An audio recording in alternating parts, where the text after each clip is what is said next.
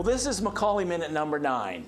So anyone old enough or into the Beatles enough will certainly understand why number 9 made me think of the word revolution. It's a word we're seeing evidence all around us in nearly every sector and industry, from communications to education to politics to governance. At Life University, we say we're leading the vital health revolution because although there have been life-saving and life-changing developments in healthcare, we haven't seen an improvement in U.S. population health. In fact, we've seen just the opposite.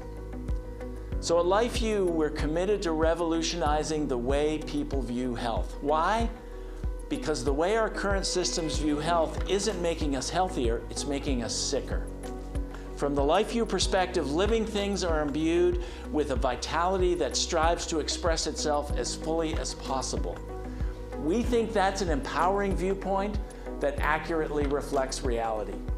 At LifeU, we're leading a revolution that honors the contributions of modern healthcare and science research, while also honoring the wisdom of nature that recognizes the body is brilliant and self-organizing, and empowers people to be all that they can be, whatever their starting point.